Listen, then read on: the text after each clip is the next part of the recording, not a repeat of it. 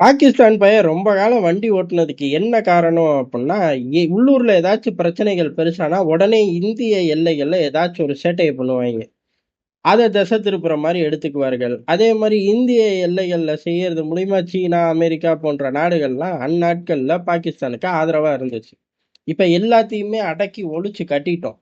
தப்பி தவறி எட்டி பார்த்தா கூட தலைய வெட்டிருவோம் அப்படிங்கிற மாரி சம்பவங்கள்லாம் ஆனதுக்கப்புறம், பயந்து நடுங்கி போயிட்டாய்ங்க. அது ஒரு பக்கம் இருக்க, இப்ப அதே சூழ்நிலை அப்படித்தானே இருக்கு. இந்தியா தான் இப்ப வலுவாயிருச்சு. இந்தியாவுக்கு எதிரா ஒண்ணும் பண்ண முடியாது. ஆனா, பாகிஸ்தானோட சூழ்நிலை எப்பயுமே ஒண்ணுதான். அப்புறம் தீவிரவாத பயலுக்கு என்ன சூழ்நிலை இருக்கும்? எப்பயும் அப்படிதான் இருக்கும். அப்படிங்கிற மாரி இருக்கு. இதுல இருந்து தப்பிக்கிறதுக்காக அடுத்த கட்டம் அப்படிங்கிறது பலுசிஸ்தான் விடுதலை ராணுவம். ஆனா, அங்க போனா அடி விழுகும். அப்ப போனாலே அடி விழுகும். இருந்தாலும் அப்பப்போ போய் அடி வாங்கிட்டு வராய்ங்க. அடியே விழுகாம ஒரு சம்பவம். அதுக்கப்புறம் அடி விழுகும். அது தனி கதை. அப்படி ஒரு எல்லையாத்தான் ஆப்கான் எல்லைய பாகிஸ்தான் ராணுவம் பாக்குது. போய் அப்பாவி மக்கள் மேல வான் தாக்குது. வெக்கங்கெட்ட பயலுக. கேட்டா தீவிரவாத முகாம்ங்கிறாய்ங்க. தீவிரவாதி ஒளிஞ்சிருந்தாங்கிறாய்ங்க. ஏதாச்சும் ஒண்ணு சொல்றா? இதுல உளவுத்துறை வேற கிழிச்சிருமாமா. முகாம்னு சொல்லு, இல்ல ஒளிஞ்சிருந்தான்னு சொல்லு.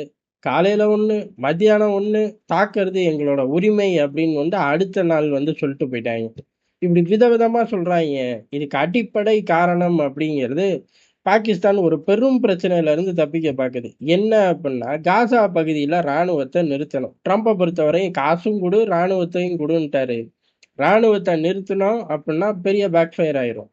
அதுக்கு பயந்துகிட்டு ஒரு பக்கம் சுத்திக்கிட்டு இருக்காங்க. இன்னொரு பக்கம் பலுசிஸ்தான் விடுதலை ராணுவம் பாகிஸ்தான் ராணுவ வீரர்களை பிடிச்சிட்டு போயிருச்சு. இந்த 2 இடியாப்ப சிக்கல்ல இருந்து தப்பிக்கவே முடியாது.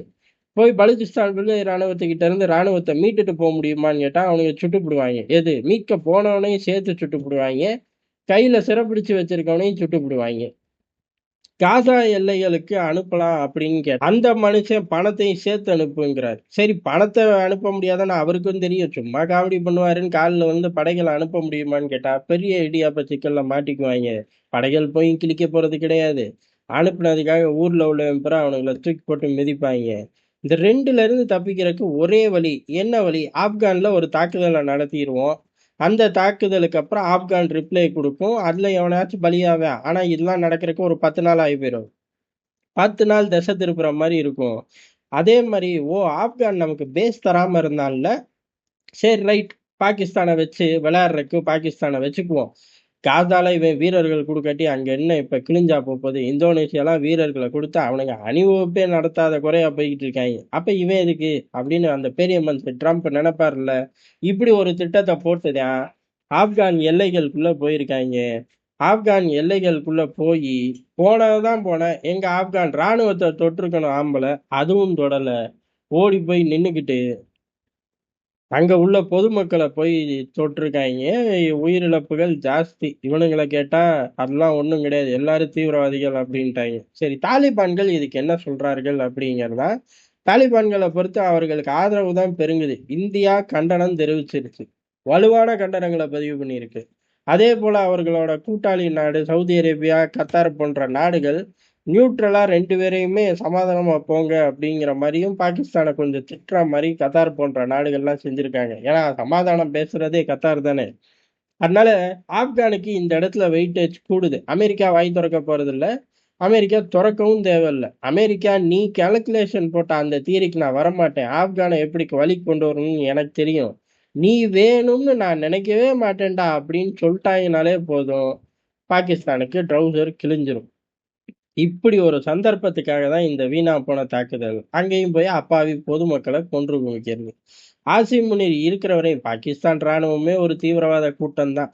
அதுல ஆசிம் முனீர் இருக்கிற வரையும் அந்த தீவிரவாத கூட்டத்தோட வெறி செயல் அப்படிங்கிறது கணிசமா கூடிக்கிட்டே தான் இருக்கும். அதனால நாடுகள் பார்த்து ஆசிம் முனீருக்கு சீக்கிரம் டிக்கெட்டை கிழிச்சு கொடுக்க வேண்டியதுதான். அப்படி இல்ல அப்படின்னாலும் ஆசிம் முனீர் பதவி அடுத்த ஆளுக்கு வேணும்ல. அந்த ஆள் ஃபீல்டு மார்ஷல், அதுக்கப்புறம் பிரசிடென்ட்னு அங்கேயே உட்கார்ந்து இருந்தா கீழே உள்ளவெல்லாம் என்ன அந்த பதவியை வேணாம், அவரே நிரந்தரமா இருக்கட்டும், அவருக்கு அடுத்து அவர் புள்ள இருக்கட்டும், அப்படியா சொல்ல போறாங்க? வச்சு செய்ய ஒரு கூட்டம் காத்துக்கிட்டு இருக்கு. அதை ட்ரிகர் பண்ணாலே போதும். இந்திய உளவுத்துறை அதை நோக்கி போகணுங்கிறது இந்தியர்களோட விருப்பம். பார்ப்போம். நடக்கும்போது நம்மளும் இங்க விரிவா பார்ப்போம்.